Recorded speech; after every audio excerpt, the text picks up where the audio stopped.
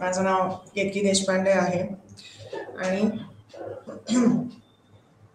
आज आपण BPCG 171 किंवा BPCG 171 या विषयाबद्दल चर्चा करणार आहोत. तर मग BPCG 171 हा विषय कोणता आहे तर ते सामान्य मानसशास्त्र, जनरल सायकॉलॉजी. आणि सामान्य मानसशास्त्र किंवा जनरल सायकॉलॉजी मधला ब्लॉक 1. तर मग आता ब्लॉक 1 जो आहे तो मानसशास्त्रीय युनिटकडे अभिमुखता. म्हणजे ब्लॉक 1 मध्ये 4 युनिट आहेत आणि मानसशास्त्र युनिटकडे अभिमुखता, ओरिएंटेशन टू सायकॉलॉजी असा हा ब्लॉक आहे. तर बघूया सामान्य मानसशास्त्र किंवा ओरिएंटेशन टू सायकॉलॉजी याच्यामध्ये काय काय येतं. तर मानसशास्त्राचं स्वरूप आणि वर्तनाच्या सामाजिक सांस्कृतिक प्रक्रिया. मानसशास्त्र हा वर्तणूक आणि मानसिक प्रक्रियांचा वैज्ञानिक अभ्यास आहे, ज्यामध्ये केवळ लोक काय करतात असे नाही, तर त्यांच्या जीवशास्त्रीय क्रियाकलाप, भावना, धारणा, स्मृती इत्यादी. मानसशास्त्र हे मानवी आणि प्राण्यांच्या वर्तनाचे विज्ञान आहे. या विज्ञानाचा मानवी समस्यांवरील उपयोगाचा समावेश आहे. अशा प्रकारे वर्तन आणि मानसिक प्रक्रियांचा वैज्ञानिक अभ्यास म्हणजे मानसशास्त्र. तर इंग्रजीमध्ये जर का डेफिनेशन म्हटलं तर psychology is the scientific study of behaviour and mental processes. म्हणजे मानवी आणि प्राण्यांच्या वर्तनाचे विज्ञान आहे. यामध्ये या विज्ञानाचा मानवी समस्यांवरील उपयोगाचा समावेश आहे. म्हणजेच काय तर मग प्राण्यांवर आता बऱ्याच वेळा काही प्रयोग माणसांवर किंवा मानवांवर करणे शक्य नसते, तर मग ते प्रयोग प्राण्यांवर केले जातात आणि त्या प्रयोगांमधून जे निष्कर्ष येतील यामध्ये या विज्ञानाचा मानवी समस्यांवरील मानवी समस्या ज्या असतात त्याच्यावर उपयोगाचा समावेश आहे. म्हणजे प्राण्यांवर असे प्रयोग झालेले आहेत आणि तर मग ते मानवांच्या समस्या कशा काय सोडवता येतील जे निष्कर्ष आलेले आहेत ते प्राण्यांवर प्रयोग करून. तर मानसशास्त्र म्हणजे त्याला कंपॅरेटिव्ह सायकॉलॉजी असं म्हटलं गेलेलं आहे, कारण तुलना केलेली गेलेली आहे प्राण्यांवर प्रयोग करून आणि मानवी समस्यांवरील समाधान मिळवण्यासाठी. म्हणून मग ते म्हणजे तुलनात्मक मानसशास्त्र असं म्हणता येईल, कंपॅरेटिव्ह सायकॉलॉजी. तर मग अशा प्रकारे वर्तन आणि मानसिक प्रक्रियांचा वैज्ञानिक अभ्यास म्हणजे मानसशास्त्र. मानसशास्त्र जर का म्हटलं तर त्याच्यामध्ये 3 घटक किंवा 3 गोष्टींचा समावेश होतो आणि त्या 3 गोष्टी म्हणजे एक संज्ञात्मक 3 प्रक्रियांचा समावेश होतो. तर पहिली म्हणजे संज्ञात्मक प्रक्रिया, मग भावनिक प्रक्रिया आणि वर्तणूक प्रक्रिया असं आहे. तर मग या म्हणजे मानसशास्त्रामधील या 3 प्रक्रिया आहेत: संज्ञानिक, कॉग्निटिव्ह, भावनिक, इमोशनल किंवा अफेक्टिव्ह आणि वर्तणूक ती म्हणजे बिहेवियरल. आता वर्तणुकीमध्ये पण 2 म्हणजे वर्तणूक ही 2 प्रकारची असते. तर एक म्हणजे आपल्याला दिसणारी वर्तणूक आणि दुसरी म्हणजे आपल्याला न दिसणारी वर्तणूक. तर मग न दिसणारी वर्तणूक म्हणजे आपल्याला असं एखादा विद्यार्थी अभ्यास करत असेल, परीक्षा वगैरे असेल आणि म्हणून मग अभ्यास करत असेल किंवा टीव्ही बघत असेल, तर मग आपल्याला दिसत असतं की ती व्यक्ती अभ्यास करते किंवा टीव्ही बघते. ही म्हणजे दिसणारी वर्तणूक झाली. आणि न दिसणारी वर्तणूक म्हणजे अभ्यास करतेय तर मग ते आकलन काय होतंय अभ्यास करण्यामधून आणि म्हणजे समस्यांवर समाधान आपल्याला त्या व्यक्तीचे विचार दिसत नसतात.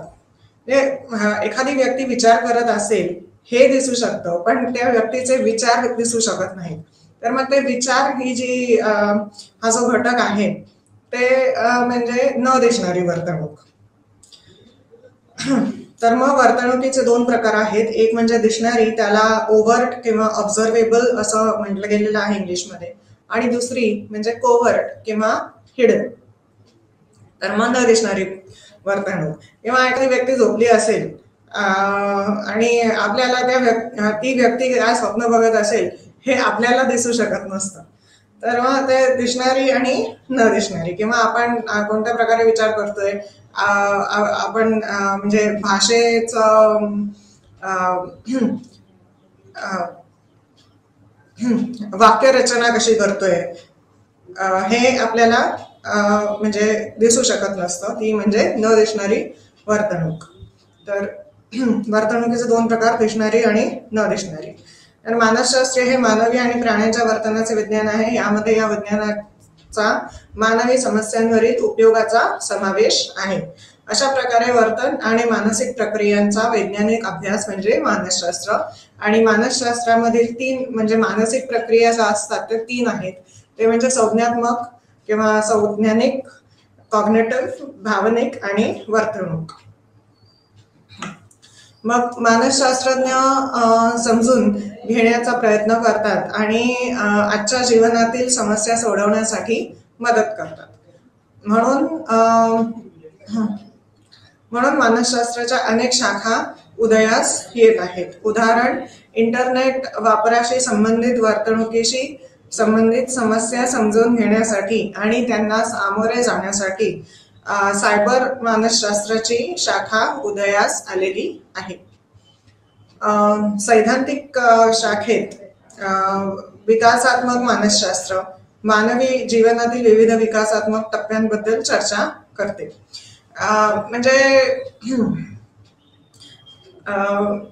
नवीन शाखा उदयास येत आहेत आणि म्हणजे मुख्य मानसशास्त्र जर का म्हटलं तर मुख्य त्याच्या 2च शाखा आहेत. एक म्हणजे सैद्धांतिक आणि दुसरं म्हणजे अप्लाइड किंवा समस्या सोडवता येतील. म्हणजे तुलनात्मक मानसशास्त्र आपण हे इकडे बघितलं, समस्यांवरील उपयोगाचा म्हणजे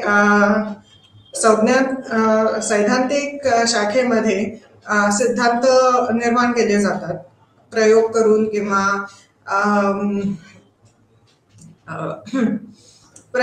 जास्त करून प्रयोग करून किंवा आणि म्हणजे बाकी सुद्धा संशोधन करायच्या पद्धती आहेत. तर मग सैद्धांतिक शाखा आणि दुसरी म्हणजे उपयोजित शाखा. म्हणजे सैद्धांतिक शाखेला थिओरिटिकल ब्रांच असं म्हटलं गेलेलं आहे आणि उपयोजित शाखेला अप्लाइड सायकॉलॉजी असं म्हटलं गेलेलं आहे इंग्लिशमध्ये. तर मग सैद्धांतिक आणि उपयोजित मानसशास्त्र.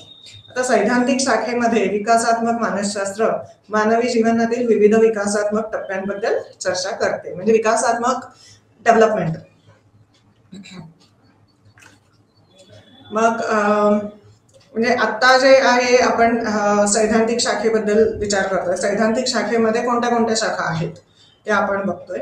मग बाल मानसशास्त्र, चाइल्ड सायकॉलॉजी. बाल मानसशास्त्र बालपणात होणाऱ्या बदलांबद्दल आणि मुलांच्या वर्तणूक पद्धतींबद्दल बोलतो बाल मानसशास्त्रामध्ये.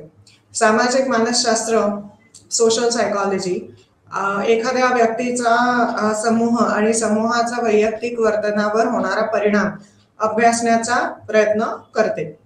असामान्य मानसशास्त्र, असामान्य वर्तनाचे नमुने. असामान्य मानसशास्त्र म्हणजे इकडे असं एक्स्ट्रा ऑर्डिनरी म्हणता येईल, पण सैद्धांतिक शाखेमध्ये अशी एक्स्ट्रा ऑर्डिनरी सायकॉलॉजी अशी शाखा नाहीये. तर असामान्य मानसशास्त्रातील शास्त्राला ॲबनॉर्मल सायकॉलॉजी असं म्हटलं गेलेलं आहे. असामान्य मानसशास्त्र, ॲबनॉर्मल सायकॉलॉजी. असामान्य वर्तनाचे नमुने, कारणे आणि उपाय यावर चर्चा करते. प्रायोगिक मानसशास्त्र म्हणजे एक्सपेरिमेंटल सायकॉलॉजी मानवी जीवनातील मूलभूत समस्यांचे नमुने अभ्यासते.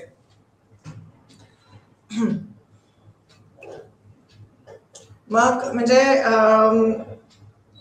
साधारणपणे सैद्धांतिक शाखेमध्ये या सगळ्या शाखा आहेत.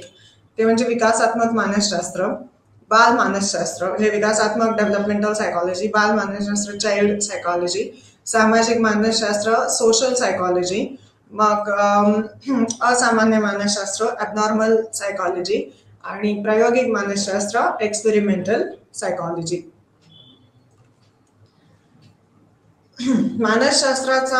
मानसशास्त्राच्या उपयोजित क्षेत्राने मानवाच्या चांगल्या समायोजनासाठी खूप मोठे योगदान दिलेले आहे. तर म्हणजे अप्लाइड सायकॉलॉजी उपयोजित क्षेत्र कोणते आहेत मानसशास्त्राचे? उदाहरण आहे क्लिनिकल किंवा चिकित्सात्मक. क्लिनिकल किंवा चिकित्सात्मक म्हणजे असामान्य मानसशास्त्र हे जे आहे म्हणजे असामान्य मानसशास्त्र हे सैद्धांतिक शाखेमधील एक शाखा आहे आणि असामान्य मानसशास्त्र उपयोजित कसे करता येईल तर मग ते चिकित्सात्मक किंवा क्लिनिकल सायकॉलॉजी. मग समुपदेशन मानसशास्त्र म्हणजे काउन्सलिंग सायकॉलॉजी म्हणता येईल. शाळा मानसशास्त्र, एज्युकेशनल किंवा स्कूल सायकॉलॉजी म्हणजे बाल मानसशास्त्र हे सैद्धांतिक शाखा आहे आणि या सैद्धांतिक शाखेची उपयोजित शाखा म्हणजे शाळा मानसशास्त्र किंवा एज्युकेशनल किंवा स्कूल सायकॉलॉजी, औद्योगिक इंडस्ट्रियल सायकॉलॉजी, लष्करी म्हणजे मिलिटरी सायकॉलॉजी, गुन्हेगारी मानसशास्त्र क्रिमिनल सायकॉलॉजी इत्यादी. मग मानवाच्या कल्याणामध्ये सर्व मानसशास्त्रज्ञांचा वाटा आहे. हे आता असामान्य मानसशास्त्रामधील म्हणजे नमुने सिम्पटम्स म्हणता येतील, कारणे कॉजेस आणि उपाय म्हणजे ट्रीटमेंट. तर असामान्य मानसशास्त्र सैद्धांतिक शाखा त्याची उपयोजित शाखा म्हणजे चिकित्सात्मक किंवा क्लिनिकल सायकॉलॉजी. मग संस्थात्मक वर्तन ऑर्गनायझेशनल बिहेवियर हे पण एक सैद्धांतिक शाखा आहे, सैद्धांतिक मानसशास्त्राची शाखा आहे आणि त्याचा उपयोजित शाखा म्हणजे औद्योगिक मानसशास्त्र.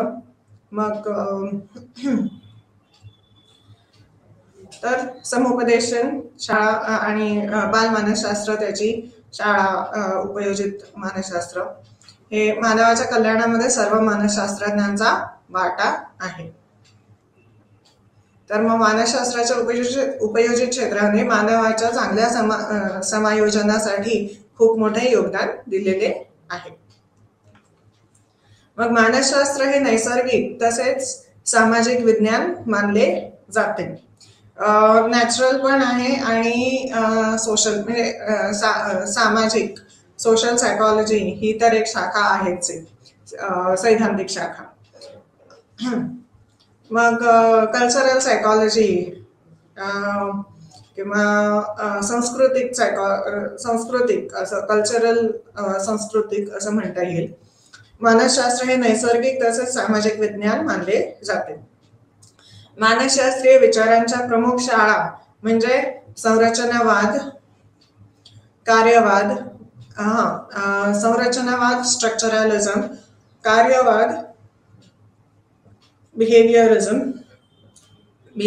नाही, कार्यवाद म्हणजे फंक्शनलिझम, संरचनावाद स्ट्रक्चरलिझम, कार्यवाद फंक्शनलिझम, वर्तनवाद बिहेवियरिझम, गेस्टाल्ट स्कूल याच्यावर आपण पुन्हा नंतर चर्चा करू.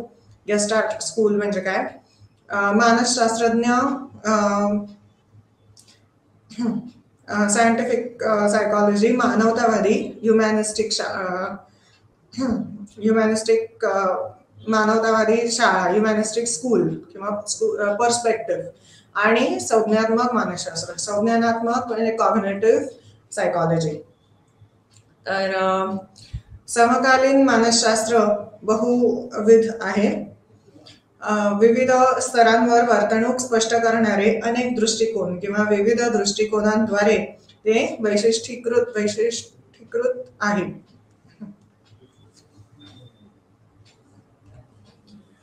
हे दृष्टिकोन परस्पर अनन्य नाहीत. म्हणजे सगळे एकाच वेळेस कार्य करत असतात.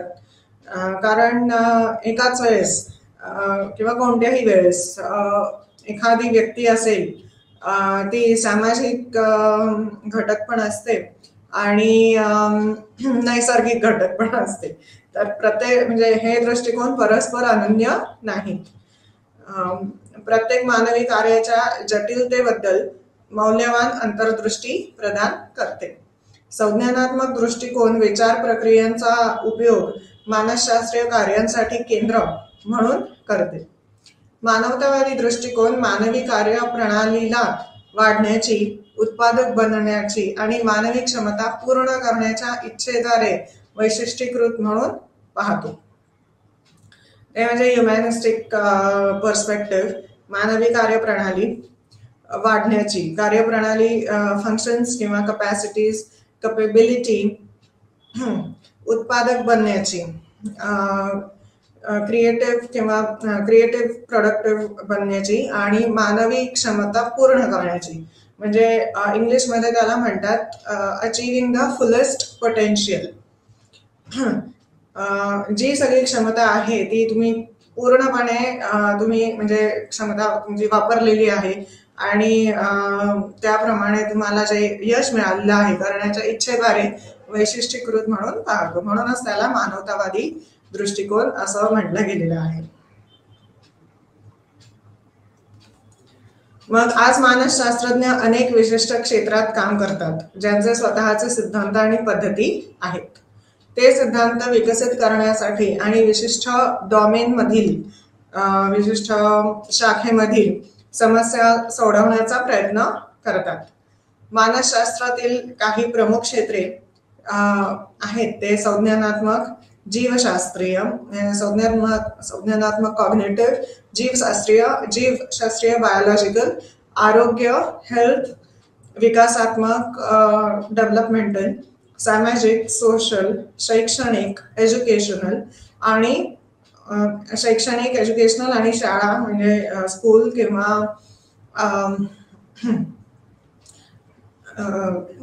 School psychology, educational and school psychology, शाळा, क्लिनिकल, चिकित्सात्मक आणि समुपदेशन, काउन्सिलिंग, पर्यावरणीय, एन्व्हायरमेंटल, औद्योगिक, इंडस्ट्रियल, ऑर्गनायझेशनल बिहेवियर आणि इंडस्ट्रियल सायकॉलॉजी. मग वैद्यकीय क्षेत्र आहेत. मग वास्तविकतेचे अधिक चांगले आकलन होण्यासाठी अनेक किंवा आंतरशाखीय उपक्रम राबवण्याची गरज अलीकडे जाणवत आहे. यामुळे विविध शाखांमध्ये सहयोग निर्माण झाला आहे. मानसशास्त्रातील स्वारस्य यासह आच्छादित आहे. मानसशास्त्रातील स्वारस्य कशामध्ये आहे तर मध्ये सामाजिक विज्ञान म्हणजे इतर कोणत्या विषयांबरोबर मानसशास्त्र जोडलं जातं तर सामाजिक विज्ञान मध्ये अर्थशास्त्र, राजकीय विज्ञान आणि समाजशास्त्र. मग बायोसायन्सेस, मग न्यूरोलॉजी, फिजिओलॉजी आणि मेडिसिन आणि जनसंवाद, संगीत आणि ललित कला. मग आता एक वैज्ञानिक शिस्त म्हणून मानसशास्त्र किंवा मानसशास्त्र हे शास्त्र का आहे तर मग प्रायोगिक पुरावे, वस्तुनिष्ठता, वैज्ञानिक कारणभाव, पद्धतशीर शोध, प्रतिकृती आणि अंदाज ही विज्ञानाची काही प्रमुख वैशिष्ट्ये आहेत. मानसशास्त्र हे विज्ञान म्हणून मानले जाते कारण ते विज्ञानाच्या अनेक अटी पूर्ण करते. मानसशास्त्र हे एक सामाजिक विज्ञान आहे जे वर्तन आणि मानसिक प्रक्रियांचा अभ्यास करते. 1879 मध्ये विल्हेम वुंड यांनी जर्मनीतील लिप्झिग विद्यापीठात जगातील पहिली मानसशास्त्रीय प्रयोगशाळा उघडली. ही घटना मानसशास्त्राची अधिकृत सुरुवात म्हणून एक वेगळी वैज्ञानिक शिस्त मानली जाते. मग प्रायोगिक पद्धत, सर्वेक्षण. प्रायोगिक पद्धत एक्सपेरिमेंटल मेथड, सर्वेक्षण, सर्व्हे, निरीक्षण, ऑब्झर्वेशन, केस स्टडी पद्धत, सहसंबंध अभ्यास इत्यादी मानसशास्त्राची काही संशोधन पद्धती आहेत. मानसशास्त्राची पूर्व प्रतिमानात्मक अवस्था, वस्तुनिष्ठता, वैधता, अंदाज, प्रतिरूपता आणि नैतिक विवादांशी संबंधित समस्या ही मानसशास्त्राची स्थापना करण्यातील आव्हाने आहेत. मानसशास्त्र दैनंदिन जीवनात तर्कशुद्धता लागू करून जीवनाचा दर्जा सुधारण्यास मदत करते. वर्णन, भविष्यवाणी, स्पष्टीकरण, वर्तनावर नियंत्रण आणि उद्दिष्टपूर्ण पद्धतीने व्युत्पन्न केलेल्या ज्ञानाचा उपयोग या उद्देशाने मानसशास्त्रीय संशोधन केले जाते. यात खालील 4 पायऱ्यांचा समावेश आहे. तर कोणत्या पायऱ्या आहेत संशोधन करायचं असेल मानसशास्त्रामध्ये या विषयामध्ये? तर पहिली पायरी म्हणजे समस्येची संकल्पना. समस्या काय आहे? मग डेटा संकलन, माहिती गोळा करणे, कलेक्शन ऑफ डेटा, डेटाचे विश्लेषण करणे, डेटा अनालिसिस, संशोधन निष्कर्ष काढणे, ऑब्टेनिंग कन्क्लुजन्स आणि उजळणी करणे, व्हेरिफिकेशन. म्हणजे आपण जो निष्कर्ष काढलेला आहे तो नक्की योग्य आहेच आहे ना, किंवा त्याने समस्याचे समाधान किंवा ती समस्या नाही राहिली पाहिजे. तर मग संशोधन निष्कर्ष काढणे, कन्क्लुजन्स काढणे आणि उजळणी करणे नक्की लागू होत आहे ना समाजाला. मानसशास्त्र म्हटल्यावर समाज आलाच, कारण त्या पद्धतीने. जनरलायझेशन, व्हेरिफिकेशन, जनरलायझेशन नंतर. शेवटची जी ही पायरी आहे संशोधन निष्कर्ष काढणे आणि उजळणी करणे, जे आपण जे निष्कर्ष काढलेले आहेत ते समाजाच्या कोणत्या म्हणजे समाजाने त्याचा कितपत फायदा होईल किंवा समाजाच्या किती घटक त्याने कितपत लागू होतोय समाजाला आपण काढलेला निष्कर्ष असं. तर समस्याची संकल्पना, डेटा संकलन, डेटा कलेक्शन, डेटा विश्लेषण करणे, डेटा अनालिसिस, तर मग संशोधन निष्कर्ष काढणे, ऑब्टेनिंग कन्क्लुजन्स फ्रॉम रिसर्च आणि उजळणी करणे, व्हेरिफिकेशन. प्रकरण अभ्यासाची पद्धत विशिष्ट प्रकरणाबद्दल तपशिलावर सखोल माहिती देते.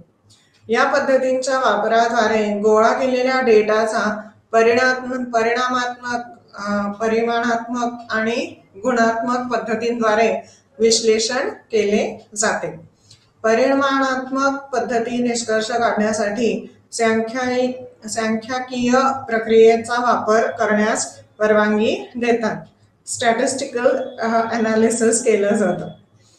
तर कथन पद्धती आणि सामग्री विश्लेषणाची पद्धत या काही पद्धती आहेत ज्या गुणात्मक संशोधनाच्या बाबतीत वापरल्या जातात. गुणात्मक म्हणजे क्वांटिटेटिव्ह असं म्हणता येईल. आणि 2 प्रकारचं संशोधन असतात. एक म्हणजे क्वालिटेटिव्ह आणि दुसरी म्हणजे क्वालिटेटिव्ह आणि क्वांटिटेटिव्ह. तर सांख्यिकीय प्रक्रियाचा वापर गुणात्मक संशोधनासाठी केला जातो. परिणामात्मक त्याला क्वालिटेटिव्ह म्हणता येईल. परिणामात्मक संशोधन वापरलं मग म्हणजे दोन्ही संशोधन एका वेळेस वापरता येतात असं आहे, किंवा दोन्ही संशोधन पद्धती एका वेळेस वापराव्या, कारण आपण म्हणजे वर्तणूक मोजत असतो आणि ते कशामुळे, कशा पद्धतीने, किती, हे सगळं म्हणजे म्हणून मग परिणामात्मक आणि गुणात्मक हे दोन्ही संशोधनाच्या पद्धती आहेत जे मानसशास्त्रामध्ये वापरल्या जातात. मग पूर्ण शून्य बिंदूचा अभाव, मानसशास्त्रीय संशोधनाचे सापेक्ष स्वरूप आणि गुणात्मक डेटाचे व्यक्तिपरक व्याख्या या काही मर्यादा आहेत. सहभागींच्या स्वैच्छिक सहभागाची नैतिक तत्वे, त्यांची सूचित संमती आणि सहभागींसोबत परिणाम शेअर करणे हे संशोधकाने पाळले पाहिजेत. म्हणजे 0 पॉइंट हा कधीच नाहीये, पूर्ण शून्य बिंदूचा अभाव. मानसशास्त्रीय साधनांचे सापेक्ष स्वरूप, म्हणजे ते आता प्रयोगशाळेमध्ये तुम्ही प्रयोग करता, तर मग प्रयोगशाळा हे समाजापासून थोडीशी वेगळी असते, बऱ्यापैकी वेगळी असते. आणि गुणात्मक डेटाचे व्यक्तिपरक व्याख्या, म्हणजे क्वांटिटेटिव्ह डेटाचे इंडिव्हिज्युअल डिफरन्सेस या काही मर्यादा आहेत. सहभागींची स्वैच्छिक सहभागाची नैतिक तत्वे, म्हणजे स्वतः म्हणजे त्यांची सूचित संमती, कॉन्फिडेन्शियालिटी असं म्हणता येईल. आणि प्रयोग कोणावर करायचा हा बऱ्यापैकी प्रश्न पडतो. सहभागी पार्टिसिपेंट्स स्वतःहून जर का आले तर आपल्याला प्रयोग करता येईल. पण जर का तर सहभागींची स्वैच्छिक सहभागाची नैतिक तत्वे ही पाळली म्हणजे. आणि आता जरी प्राणी वापरत असतील प्रयोगामध्ये, तरी सुद्धा प्रयोग करण्यासाठी त्यांच्याबरोबर सुद्धा नैतिक तत्वे आहेत. तर त्यांची सूचित संमती आणि सहभागींसोबत परिणाम शेअर करणे, म्हणजे आता सहभागी विचारू शकतील आता हे सगळं एवढं झालेलं आहे, तर मग याचा परिणाम काय आहे असं विचारू शकतील. तर मग ते संशोधकाने पण परिणाम शेअर करणे हे संशोधकाने पाळले पाहिजे. इन्फॉर्म्ड कन्सेंट आणि शेअरिंग ऑफ इन्फॉर्मेशन किंवा डिस्क्लोजर ऑफ इन्फॉर्मेशन, आणि कोणत्याही प्रकारे नुकसान नाही आहे. जे कोण सगळे सहभागी आहेत, म्हणजे मग प्राणी असू दे किंवा मानव असू दे. तर आता मानसशास्त्राकडे अभिमुखता महत्वाच्या संकल्पना आहेत. मानसशास्त्र म्हणजे काय, तर मानवी आणि प्राणी वर्तनाचे विज्ञान आहे. यामध्ये या विज्ञानाचा मानवी समस्यांवरील उपयोगाचा समावेश आहे. तुलनात्मक म्हणजे ह्युमन अँड ॲनिमल बिहेवियर, प्रायोगिक निरीक्षण, युक्तिवाद म्हणजे प्रायोगिक निरीक्षण, एक्सपेरिमेंटल ऑब्झर्वेशन. युक्तिवाद मत किंवा विश्वास यापेक्षा प्रयोगावर आधारित निरीक्षण, एम्पिरिकल ऑब्झर्वेशन असं म्हणता येईल त्याला. मग विज्ञान सायन्स घटनांचे काळजीपूर्वक निरीक्षण आणि मोजमाप करून एकत्रित केलेल्या ज्ञानाचा पद्धतशीर शरीर आहे. मग प्रायोगिक पद्धत एक्सपेरिमेंटल मेथड, एका व्हेरिएबलमध्ये बदल झाल्यास दुसऱ्या व्हेरिएबलमध्ये बदल झाल्यास ते ठरवण्यासाठी त्यात एक व्हेरिएबल हाताळणे समाविष्ट आहे. म्हणजे साधारण आपण प्रयोग करतो ते एकच घटक नसतो त्याच्यामध्ये. प्रयोग करण्यासाठी 2 घटक पाहिजेत. आणि एक म्हणजे त्याला इंडिपेंडेंट व्हेरिएबल म्हणता येईल, जे संशोधक स्वतःच्या पद्धतीने प्रयोगामध्ये आणू शकतो आणि कमी जास्त प्रमाणामध्ये. आणि ते कमी जास्त प्रमाणाचा परिणाम दुसऱ्या व्हेरिएबलवर काय होतोय, म्हणजे मग दुसरं व्हेरिएबल ज्याच्यावर परिणाम बघितला जातो त्याला म्हणतात डिपेंडेंट व्हेरिएबल. कारण ते पहिल्या व्हेरिएबलवर किंवा पहिल्या घटक याच्यावर अवलंबून असते. ते ठरवण्यासाठी त्यात एक व्हेरिएबल हाताळणे समाविष्ट आहे. म्हणजे ते इंडिपेंडेंट व्हेरिएबल हे मॅनिप्युलेट केलं जातं. हाताळणे म्हणजे मॅनिप्युलेशन. किंवा आपण एक पेन्सिल किंवा पेन धरतो, ते सुद्धा आपण पेन किंवा पेन्सिल हाताळतच असतो. आपल्याला कोणत्या वेगाने लिहायचं आहे, अक्षराचा पण म्हणजे जास्त वेगाने लिहिलं कदाचित अक्षरावर त्याचा परिणाम होईल. म्हणजे हे 2 घटक झालेच एक व्हेरिएबल. तर मग ते एक व्हेरिएबल हाताळणे समाविष्ट आहे, ते म्हणजे इंडिपेंडेंट व्हेरिएबल. कोणता व्हेरिएबल आपण हाताळतोय, कोणता घटक आपण हाताळतोय तो म्हणजे इंडिपेंडेंट व्हेरिएबल, आणि त्याचा परिणाम म्हणजे दुसऱ्या व्हेरिएबलवर बघितला जातो ते म्हणजे डिपेंडेंट व्हेरिएबल. मग नैदानिक मानसशास्त्र, ही मानसशास्त्राची ती शाखा आहे जी मानसिक आजार निदान केलं जातं आणि असामान्य वर्तनाचे मूल्यांकन आणि उपचारांशी संबंधित आहे. चिकित्सात्मक पण म्हणता येईल. नैदानिक किंवा निदान केलं जातं किंवा मग चिकित्सात्मक मानसशास्त्र. फॉरेन्सिक सायकॉलॉजी तर हे गुन्हे आणि गुन्हेगारी प्रतिबंध, पुनर्वसन कार्यक्रम, तुरुंग, कोर्टरूम डायनामिक्स, कोर्टरूम मध्ये काय कोणत्या घटना होत असतात, पोलिसांच्या कामासाठी उमेदवार निवडणे या समस्यांचा तपास करते. फॉरेन्सिक सायकॉलॉजिस्ट सामान्यपणे न्यायिक प्रणालीमध्ये काम करतात. म्हणजे कायद्याशी जवळपास म्हणजे फॉरेन्सिक सायकॉलॉजी. मग मज्जा आता म्हणजे हा पहिला युनिट झाला मानसशास्त्राकडे अभिमुखता, ओरिएंटेशन टू सायकॉलॉजी. आता वर्तनाचा जैविक आधार जे बायोलॉजिकल बेसिस ऑफ बिहेवियर. मज्जासंस्थेचा अभ्यास केल्याशिवाय मानवी वर्तन समजू शकत नाही. मज्जासंस्था मध्यवर्ती आणि परिधीय तंत्रिका तंत्रात विभागली जाते. CNS सेंट्रल नर्वस सिस्टम म्हणजे मज्जासंस्था मध्यवर्तीला सेंट्रल नर्वस सिस्टम असं म्हटलं गेलंय आणि परिधीय म्हणजे पेरिफेरल नर्वस सिस्टम. आता आपण एक वर्तुळ काढतो तर एक बिंदू असतो आणि त्याच्यावरूनच आपण वर्तुळ काढू शकतो.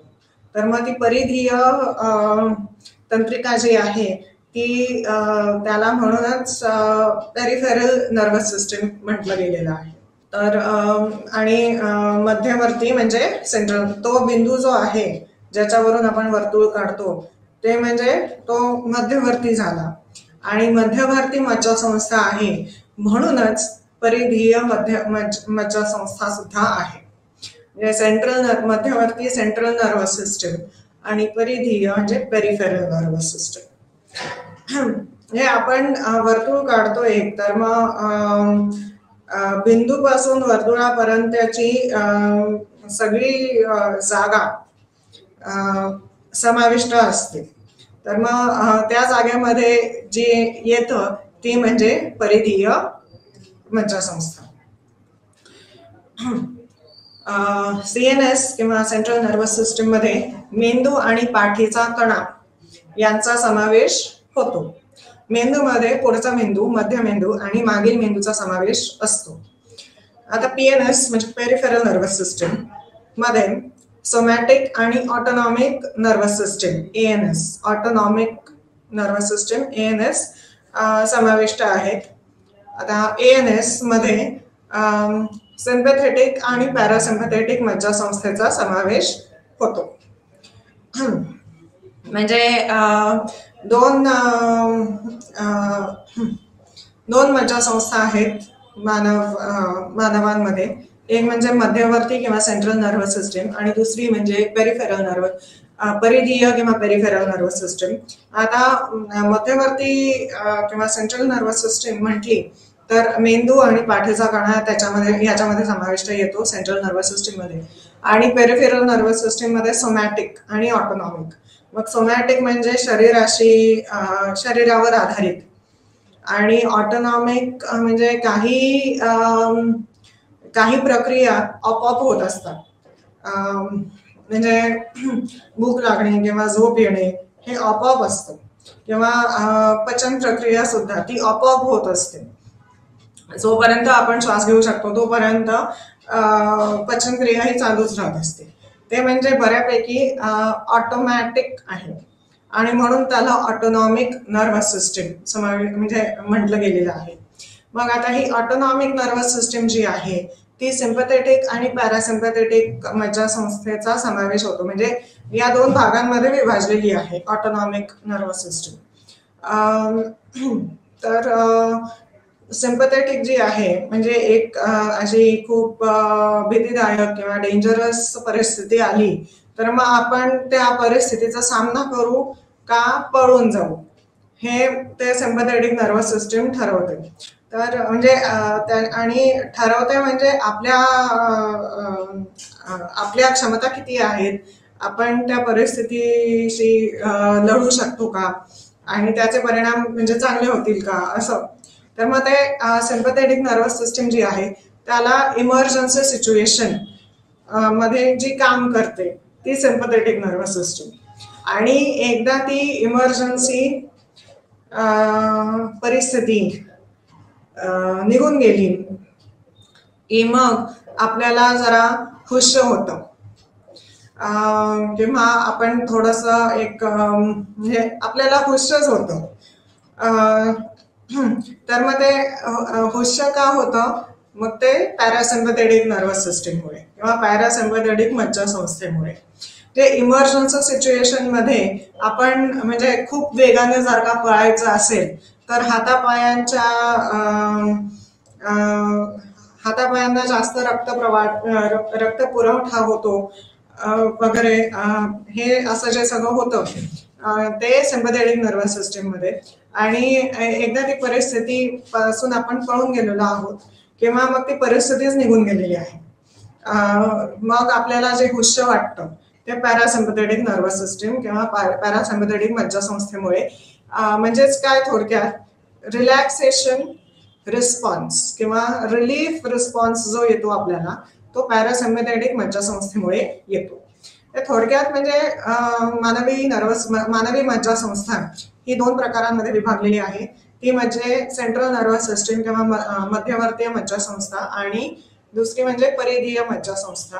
मग आता मध्यवर्ती मज्जासंस्थांमध्ये मेंदू आणि पाठीचा कणा आणि परिधीय मज्जासंस्थांमध्ये सोमॅटिक म्हणजे शरीरामुळे सोमॅटिक, सोमा म्हणजे शरीर, तर सोमॅटिक आणि ऑटोनॉमिक किंवा ऑटोमॅटिक मज्जासंस्था. आणि ऑटोनॉमिक मज्जासंस्था ही आणखीन 2 प्रकारांमध्ये विभाजलेली आहे. तर मग ती म्हणजे सिम्पॅथेटिक मज्जासंस्था जी इमर्जन्सी परिस्थितीमध्ये आपल्याला योग्य ती क्रिया करायला, ते वर्तन करायला प्रोत्साहन देते. Emergency situation sympathetic. आणि पॅरासिम्पॅथेटिक म्हणजे एकदा इमर्जन्सी परिस्थिती टळलेली आहे आणि मग आपल्याला जे हुश्य वाटतं, रिलीफ रिस्पॉन्स, रिलॅक्सेशन रिस्पॉन्स, तो पॅरासिम्पॅथेटिक मज्जासंस्थेमुळे येतो. तर आता वर्तनाचा जैविक आधार आपण याच्यावरच विचार करतोय. मानवी मेंदूच्या मध्यवर्ती भागामध्ये हे समाविष्ट आहे. मध्यवर्ती मिडब्रेन मध्ये म्हणजे मेंदूमध्ये काय काय समाविष्ट आहेत, तर हेडब्रेन मध्ये मेड्युला, पॉन्स, जाळीदार रचना आणि सेरिबेलम यांचा समावेश होतो. मिडब्रेन, थॅलॅमस आणि हायपोथॅलॅमस. मध्यवर्ती भागाच्या वर अग्रमस्तिष्क किंवा सेरिब्रल हेमिस्फिअर्स आहेत. लढाई, पळून जाणे इत्यादी वर्तणुकीच्या नियमनामध्ये लिंबिक प्रणालीचा समावेश आहे. मग आता लिंबिक सिस्टीम किंवा लिंबिक प्रणालीमध्ये काय काय येतं, हिपोकॅम्पस, अमिगडाला आणि हायपोथॅलॅमस यांचा समावेश आहे. मग अंतःस्रावी प्रणालीमध्ये ग्रंथींचा समावेश असतो. पिट्युटरी, थायरॉइड, ॲड्रिनल, स्वादुपिंड आणि गोनाड्स त्यांच्याद्वारे गुप्त केलेल्या हार्मोन्स वर्तन आणि विकासामध्ये महत्त्वपूर्ण भूमिका बजावतात. जैविक घटकांव्यतिरिक्त संस्कृतीला मानवी वर्तनाचा एक महत्त्वाचा निर्धारक मानला जातो. पर्यावरणाच्या मानव निर्मिती भागाचा संदर्भ देते, ज्यामध्ये 2 पैलू आहेत, सामग्री आणि विषय. हे लोकांच्या समूहाच्या सामायिक जीवन पद्धतीचा संदर्भ देते, ज्याद्वारे ते त्यांच्या वर्तनाचे अर्थ प्राप्त करतात आणि त्यांच्या पद्धतींवर आधारित असतात. हे अर्थ आणि प्रथा पिढ्यानपिढ्या प्रसारित केल्या जातात. म्हणजे बायोलॉजी पण आहे आणि कल्चर पण आहे किंवा संस्कृती पण आहे. मग सेरिब्रम हा मेंदूचा सर्वात मोठा भाग आहे आणि अनुदैर्ध्य फिशरने तो 2 गोलार्धात विभागलेला आहे. दोन्ही उजवे आणि डावे गोलार्ध ग्रे मॅटरने बनलेले आहेत. हायपोथॅलॅमस भूक, तहान आणि लिंग यांच्या जैविक हेतूंचे नियमन आणि नियंत्रण करते. स्पायनल कॉर्डला किंवा पाठीचा कणा ऑटोमॅटिक मशीन म्हणतात, कारण मेंदूतील सर्व मोटर माहिती प्रथम स्पायनल कॉर्डमध्ये प्रवेश करते आणि नंतर शरीराच्या वेगवेगळ्या भागांमध्ये क्रियेसाठी पाठवली जाते. याशिवाय पाठीचा कणा देखील रिफ्लेक्स क्रियांचे केंद्र म्हणून कार्य करते. रिफ्लेक्स म्हटले तर गरम तव्यावर हात ठेवला, आपण लगेचच हात काढून घेतो. तेव्हा लहान मुलाला माहिती नसतं की तवा गरम असतो, म्हणून तो आपला हात ठेवतो आणि लगेचच हात काढून घेतो असं. तर मग त्याला म्हणतात रिफ्लेक्स ऍक्शन्स किंवा रिफ्लेक्स क्रिया. मग मेंदू हाडाच्या कवटीत स्थित असतो, स्कल मध्ये असतो आणि मेनिन्ज नावाच्या उतींच्या 3 थरांद्वारे सुरक्षित केला जातो. पॅरिएटल लोब हे शारीरिक संवेदनांसाठी आणि दिशांच्या ज्ञानासाठी जबाबदार आहे. ॲक्सॉन हा न्यूरॉनचा एक लांब सडपातळ भाग आहे, जो सेल बॉडीच्या एका भागापासून विस्तारित असतो, जो ॲक्सॉन हिलॉक म्हणून ओळखला जातो. ते बहुतेकदा मायलिन आवरणाने झाकलेले असते आणि सेल बॉडीपासून त्याच्या दूरच्या टोकापर्यंत माहिती घेऊन जाते, ज्याला टर्मिनल बटन्स म्हणतात. आता वर्तनाचे जैविक आधार महत्वाच्या संकल्पना काय आहेत? न्यूरॉन व मज्जासंस्थेच्या पेशींना न्यूरॉन्स म्हणून ओळखले जाते. न्यूरॉन्स मेंदूला आणि त्यातून माहिती प्राप्त करतात आणि त्यावर प्रक्रिया करतात. आता मायलिन शीथ म्हणजे काय? हे एक इन्सुलेटिंग आवरण आहे जे मायलिनच्या थराने ॲक्सॉनला घेरते. प्रथिने आणि फॉस्फोलिपिड्स यांचे मिश्रण आहे. म्हणजे फॅट्स, लिपिड्स म्हणजे फॅट्स, फॉस्फोलिपिड्स यांचे मिश्रण आहे. परिधीय मज्जासंस्था, पेरिफेरल नर्वस सिस्टम, संपूर्ण शरीरात माहिती केंद्रीय मज्जासंस्थेपर्यंत पोहोचवण्याची जबाबदारी ती असते. दैहिक मज्जासंस्था, परिधीय मज्जासंस्थेची ही प्रणाली सर्व संवेदी आणि मोटर माहिती केंद्रीय मज्जासंस्थाकडे आणि कडून वाहून नेते. पुढे ते स्वयंसेवी चळवळीसाठी जबाबदार आहेत. ऑटोनॉमिक नर्वस सिस्टम हे परिधीय मज्जासंस्थेचा एक भाग आहे. हृदयाचे स्नायू, त्वचेवरील गुळगुळीत स्नायू, रक्तवाहिन्या आणि ग्रंथींमधील उपकला, उती यांसारख्या प्रभावांचे नियमन करण्यास मदत करते. अंतःस्रावी ग्रंथी या ग्रंथींचा एक गट आहे जो रक्तप्रवाहात थेट हार्मोन्स म्हणून ओळखला जाणारा रासायनिक पदार्थ सोडतो. तर ते म्हणजे आपण जैविक वर्तनाचे जैविक आधार हा युनिट झाला. आता आपण पुढच्या युनिटकडे जाणार आहोत, ते म्हणजे संज्ञात्मक प्रक्रिया, कॉग्निटिव्ह प्रोसेसेस, लक्ष, आकलन, शिक्षण, स्मरणशक्ती आणि विचार. तर अटेन्शन, परसेप्शन, लर्निंग, मेमरी आणि थिंकिंग. तर संज्ञात्मक प्रक्रियांमधील लक्ष, आकलन, शिक्षण, स्मृती, विचार, समस्या सोडवणे इत्यादी यांसारखे मानसिक क्रियाकलापांच्या अंतर्निहित सर्व प्रक्रियांचा समावेश होतो. लक्ष देण्यामध्ये अनेकांकडून काही उत्तेजने निवडणे आणि त्यांना जागरूकता केंद्रात आणणे समाविष्ट आहे. लक्ष देण्याचे विविध पैलू आहेत. लक्ष वेधण्याचा कालावधी, लक्ष विचलित करणे, विभाजन आणि लक्षातील चढउतार. स्पॅन ऑफ अटेन्शन, मल्टीटास्किंग किंवा डिव्हिजन ऑफ अटेन्शन आहेत. मग परसेप्शन, आकलन म्हणजे आम्हाला पर्यावरणाविषयी मिळालेल्या माहितीचा अर्थ असाइन करण्याची प्रक्रिया. समजून घेताना आम्ही वरच्या खाली आणि खालच्या वर या दोन्ही प्रक्रियांचा वापर करतो. म्हणजे टॉप डाऊन प्रोसेसिंग आणि बॉटम अप प्रोसेसिंग.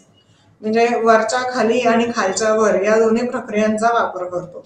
असे विविध कायदे आहेत जे परसेप्च्युअल ग्रुपिंगला नियंत्रित करतात. तर मग ते कायदे म्हणजे कोणते आहेत? समीपता क्लोजर, समानता सिमिलॅरिटी, सातत्य कन्सिस्टन्सी, बंध इत्यादी. आता हे जे कायदे आहेत ते गेस्टाल्ट सायकॉलॉजी किंवा गेस्टाल्ट मानसशास्त्राकडून आलेले आहेत. आणि गेस्टाल्ट मानसशास्त्र काय म्हणते? आपण कोणतीही वस्तू जर का बघितली तर ती वस्तू आपण पूर्णपणे बघतो. ती वस्तू कोणत्या घटकांमुळे निर्माण झालेली आहे याची बेरीज नाही करत बसत. तर मग म्हणजे the total is greater than the sum of its parts, याला गेस्टाल्ट म्हणतात. तर त्या गेस्टाल्ट मानसशास्त्रामुळे हे परसेप्च्युअल ग्रुपिंगला नियंत्रित करणारे कायदे आहेत. ते म्हणजे समीपता, समानता, सातत्य, बंध इत्यादी. शिक्षणामध्ये सराव किंवा अभावामुळे वर्तनात तुलनेने कायमस्वरूपी बदल होतो. म्हणजे शिकणे, लर्निंग. तर शिक्षणादरम्यान विविध प्रक्रियांचा समावेश केला जातो. तर ते शास्त्रीय कंडिशनिंगद्वारे शिकणे, आणि ही म्हणजे कुत्र्यावर प्रयोग केला होता. मग ऑपरेंट कंडिशनिंग मांजरीवर किंवा उंदरावर प्रयोग केला होता. संज्ञानात्मक प्रक्रिया, आपण काय समजून म्हणजे समाजाला कसे समजून घेतोय आणि तो समज आपण आपल्या वर्तणुकीत आणतोय का, ते म्हणजे कॉग्निटिव्ह प्रोसेसेस. आत्मसात करणे आणि राहणे इत्यादी. तर कुत्र्यावर प्रयोग काय केला होता की म्हणजे साधारणपणे शाळेची घंटा वाजली की शाळा सुरू तरी झाली किंवा संपली तरी हे आपल्याला त्या घंटेमुळे कळते. म्हणजे आता ज्या मुलांना फारच कंटाळा आलेला असतो शाळेमध्ये थांबून किंवा खेळायला जायचं असतं शाळा सुटल्यानंतर, तर मग ते घंटेची वाट बघत बसतात. तर मग ते तसंच तो कुत्र्यावर प्रयोग काय केला होता की तो कुत्रा भुकेला होता आणि त्याला एका पिंजऱ्यात ठेवलेले होते आणि मग एक घंटा वाजवली आणि नंतर मग लगेचच अन्न दिलं. तर मग कुत्र्या जेव्हा त्याला भूक लागेल तेव्हा त्या घंटेचीच वाट बघत बसेल.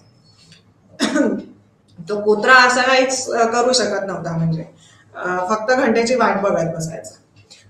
या विरुद्ध ऑपरेंट कंडिशनिंग आहे. आणि मांजरीचा प्रयोग म्हणजे ती मांजर सुद्धा भुकेलीच होती, पण आणि भुकेली होती म्हणून अस्वस्थ होती. मग अस्वस्थ होती आणि म्हणून ते पिंजऱ्याच्या बाहेर बघायला बघत होती कारण भूक लागलेली होती. मग चुकून एका पायरीवर त्या पिंजऱ्यामधल्या पायरीवर तिचा पाय पडला आणि तिला अन्न मिळालं. तर मग आता मांजर पुन्हा जर का भूक लागेल तर मग ती पायरीच दाबणार ती मांजर. असं आहे. म्हणून म्हणजे मांजर स्वतः त्या परिस्थितीवर क्रिया करत असते आणि म्हणून त्याला ऑपरेंट कंडिशनिंग म्हटलं गेलेलं आहे. तर शास्त्रीय कंडिशनिंग द्वारे शिकणे, कुत्र्याचा प्रयोग हे इव्हॅन पॅव्लव जो रशियन डॉक्टर आहे त्याने दिली हा सिद्धांत. ऑपरेंट कंडिशनिंग हा प्रयोग BF स्किनरने केला होता. म्हणजे स्किनरला थोडक्यात काय म्हणायचं होतं या प्रयोगावरून की आपण आपल्या परिस्थितीवर कार्य करत असतो, असं आहे. संज्ञानात्मक म्हणजे आकलन, समज समाजाचा आणि ते आपण आपल्या वर्तनात आणणे असे. मग त्याच्यासाठी शिक्षा आणि बक्षीस असे 2 घटक आहेत. मग थिंकिंग मध्ये मानसिक क्रियाकलापांचा समावेश होतो ज्यामध्ये विविध संज्ञानात्मक घटक आणि प्रक्रियांचा समावेश होतो ज्या माहितीच्या हाताळणीमध्ये गुंतलेल्या असतात, ज्यामुळे समस्या सोडवणे, तर्क करणे, निर्णय घेणे, विचार करताना वापरलेले मुख्य घटक म्हणजे मानसिक प्रतिनिधित्व, संकल्पना, योजना आणि भाषेचा वापर, समस्या सोडवणे, क्रिएटिव्ह थिंकिंग इत्यादी असे विचार करण्याचे विविध प्रकार आहेत. समस्या सोडवण्याचे प्रमुख टप्पे म्हणजे समस्या परिभाषित करणे, पर्यायी उपाय तयार करणे, त्यापैकी निवडणे, अंमलबजावणी करणे आणि निराकरणाचा पाठपुरावा करणे. सर्जनशील विचारसरणीचे प्रमुख टप्पे म्हणजे तयारी, उष्मायन, प्रदीपन आणि पडताळणी. सर्जनशील विचारसरणी क्रिएटिव्ह थिंकिंग म्हणजे शास्त्रज्ञ वगैरे त्यांच्याकडून सर्जनशील विचारसरणी झालेली असते. आर्किमेडीजचा एक युरेका वगैरे त्याच्यामध्ये सर्जनशील क्रिएटिव्ह थिंकिंग. मग आता मेमरी बद्दल आपण बघूया. संज्ञात्मक प्रक्रिया. मेमरी ही आवश्यक असेल तेव्हा माहिती प्राप्त करणे, साठवणे आणि पुनर्प्राप्त करण्याची प्रक्रिया आहे. मेमरीच्या मूलभूत प्रक्रियेमध्ये अधिग्रहण, एन्कोडिंग, स्टोरेज आणि पुनर्प्राप्ती समाविष्ट आहे. स्मरणशक्तीच्या टप्प्यांमध्ये समाविष्ट आहे संवेदी स्मृती, संवेदना धारणा, संवेदी छाप.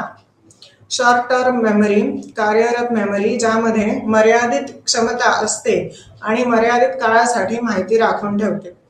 दीर्घकालीन स्मृती, सविस्तर पूर्वाभ्यासानंतर STMच्या म्हणजे शॉर्ट टर्म मेमरी माहिती LTM मध्ये लॉंग टर्म मेमरीमध्ये प्रवेश करते, जी एक अत्यंत व्यवस्थित प्रणाली आहे.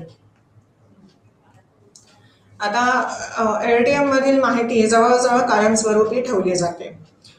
लॉंग टर्म मेमरी स्पष्ट म्हणजे घोषणात्मक किंवा गैर घोषणात्मक असू शकते.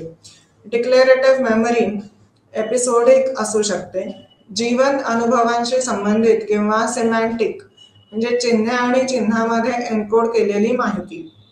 बाईक चालवण्यासारख्या कौशल्यांसाठी वगैरे म्हणजे कौशल्यांसाठी गैर घोषणात्मक नॉन डिक्लेरेटिव्ह हे निहित किंवा प्रक्रियात्मक आहे. स्मरणशक्ती मोजण्याच्या पद्धती म्हणजे काय आहेत तर ते आठवणे, ओळखणे आणि पुन्हा शिकणे. रिकन्स्ट्रक्शन किंवा रिलर्निंग. आठवणे रिकॉल, ओळखणे रेकग्निशन.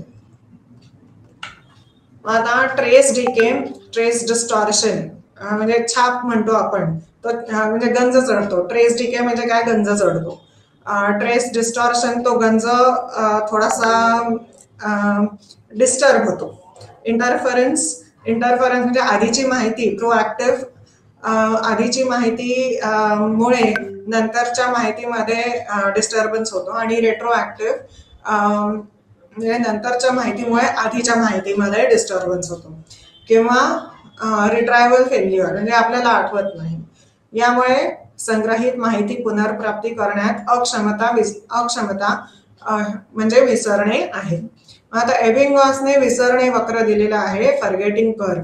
तर स्मरणशक्ती काही तंत्रांनी म्हणजे एबिंगॉसने काय सांगितलेलं आहे की आपल्याला सर्वात जास्त लक्षात केव्हा राहतं, पहिल्याच तासामध्ये फक्त लक्षात राहतं. आणि जसा तो पहिला तास म्हणजे ओलांडला जातो तसं आपली स्मरणशक्ती कमी व्हायला लागते असं आहे. तर एबिंगॉसचा विसरणे वक्र किंवा फॉरगेटिंग कर्व, जे काय लक्षात राहते ते पहिल्याच तासामध्ये लक्षात राहतं आणि नंतर मग ते कमी व्हायला लागतं असं. हा एबिंगॉसचा फॉरगेटिंग कर्व. स्मरणशक्ती काही तंत्रांनी सुधारली जाऊ शकते. या तंत्रांना नेमॉनिक उपकरणे म्हणतात. मग आता प्रभावी प्रक्रिया म्हणजे हे आता संज्ञात्मक प्रक्रिया झाल्या. आणि आता प्रभावी प्रक्रिया, प्रेरणा आणि भावना. तर विशिष्ट ध्येयाकडे निर्देशित केलेल्या निरंतर वर्तनाची प्रक्रिया ज्याचा परिणाम काही प्रेरक शक्तींपासून होतो त्याला प्रेरणा म्हणतात. प्रेरणाचे 2 प्रकार आहेत, नाव जैविक आणि मानसिक प्रेरणा. जैविक प्रेरणा जन्मजात जीवशास्त्रीय कारणांवर लक्ष केंद्रित करते, जसे की हार्मोन्स, न्यूरोट्रान्समीटर, मेंदूची संरचना, हायपोथॅलॅमस, लिम्बिक सिस्टीम इत्यादी. जे भूक, तहान आणि लिंग ही जैविक प्रेरणांची उदाहरणे आहेत. मनोसामाजिक सायकोसोशल प्रेरणा मुख्यतः व्यक्तीच्या त्याच्या सामाजिक वातावरणाशी असलेल्या परस्पर संवादामुळे उद्भवणारे हेतू स्पष्ट करते. मनोसामाजिक हेतूंची उदाहरणे आहेत संलग्नता, साध्य, कुतूहल आणि शोध आणि शक्तीची गरज म्हणजे अचीवमेंट, ॲफिलिएशन, अचीवमेंट, क्युरॉसिटी आणि एक्सप्लोरेशन आणि पॉवर, शक्तीची गरज. मॅस्लोने सर्वात मूलभूत शारीरिक गरजांपासून सुरू होणाऱ्या चढत्या श्रेणीबद्ध क्रमानुसार विविध मानवी गरजांची मांडणी केली आणि त्यानंतर सुरक्षा गरजा, प्रेम आणि संबंधित गरजा आलेल्या आहेत. तर मग हे म्हणजे मॅस्लोने दिलेला सिद्धांत आहे. फिजिओलॉजिकल नीड्स म्हणजे मूलभूत जैविक, मग safety needs, affiliation needs, esteem needs, आपण स्वतःला कुठे ठेवतोय. मग ग्रोथ नीड्स म्हणजे संज्ञात्मक, ॲस्थेटिक, सौंदर्य नीड्स, सेल्फ ॲक्च्युअलायझेशन आणि मग सेल्फ ट्रान्सेंडन्स.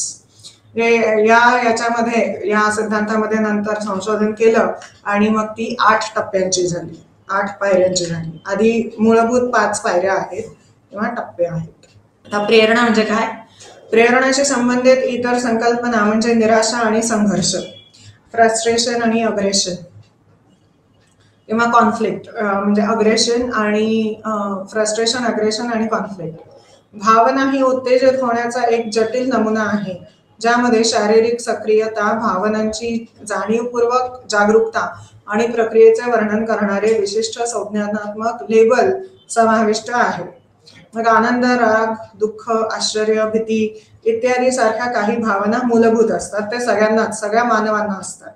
या भावनांच्या संयोजनाचा परिणाम म्हणून इतर भावना अनुभवल्या जातात. या बेसिक आहेत. आता भावना ही व्यक्तिनिष्ठ संज्ञानात्मक अवस्था, भौतिकशास्त्रीय प्रतिक्रिया आणि अभिव्यक्त वर्तन यांचा समावेश असलेली प्रतिक्रिया आहे. भावना एखाद्या व्यक्तीला कृतीसाठी तयार करतात. एखाद्या व्यक्तीच्या भविष्यातील वर्तनाला आकार देण्यात त्यांची भूमिका असते. इतरांशी प्रभावी संवाद साधण्यात देखील मदत करतात. तर प्रभाव म्हणजे भावनांचे प्रमुख घटक आहेत आपल्या शरीरात शारीरिक बदल, हृदयगती, रक्तदाब आणि असेच बदल. विषयात्मक संज्ञानात्मक अवस्था जी आहे वैयक्तिक अनुभव ज्याला आपण भावना म्हणून लेबल करतो.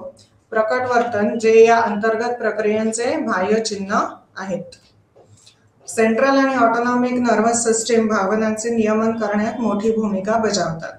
भावनांच्या अभिव्यक्तीवर आणि व्याख्यावर संस्कृतीचा जोरदार प्रभाव पडतो. भावना शाब्दिक आणि नॉनव्हर्बल चॅनलद्वारे व्यक्त केल्या जातात. शारीरिक आणि मानसिक आरोग्य सुनिश्चित करण्यासाठी भावनांचे प्रभावीपणे व्यवस्थापन करणे महत्त्वाचे आहे. तर महत्त्वाच्या संकल्पना. प्रेरणा म्हणजे आंतरिक स्थिती, निसर्गात स्थिर नसून गतिमान, जी कृतीला चालना देते, वर्तणूक निर्देशित करते आणि अंतःप्रेरणा आणि संस्कृती या दोघांच्या समाधानाकडे केंद्रित असते. गरजा या सेल्युलर किंवा शारीरिक कमतरतेच्या जीवशास्त्रीय स्थितींशी संबंधित आहे ज्यामुळे ड्राईव्ह निर्माण होतात. ड्राईव्ह म्हणजे जेव्हा आपल्या शरीरात काही गरजांची कमतरता असते तेव्हा उद्भवणाऱ्या तणावाची स्थिती म्हणून त्याची व्याख्या केली जाऊ शकते, ज्यामुळे तणाव दूर करण्याची इच्छा निर्माण होते. मग आता हेतू हे असे काहीतरी आहे जे एखाद्या व्यक्तीला विशिष्ट कृती करण्यास प्रवृत्त करते आणि प्रेरणा ही अशी प्रक्रिया आहे ज्यामध्ये हेतू एखाद्या व्यक्तीला विशिष्ट कृतीकडे नेतो. भावना सहसा भावना म्हणून वर्णन केलेली व्यक्तिनिष्ठ स्थिती. मूलभूत भावना त्या भावनांचा एक समूह आहे जो सामान्यतः सर्व मानवांमध्ये दिसून येतो. हे राग, तिरस्कार, आनंद, भीती, दुःख आणि आश्चर्य आहेत. या भावना जन्मजात आहेत आणि सर्व मानवांमध्ये सामायिक केल्या जाऊ शकतात. आणि जेम्स लांग थिअरी किंवा सिद्धांत भावनांबद्दलचा.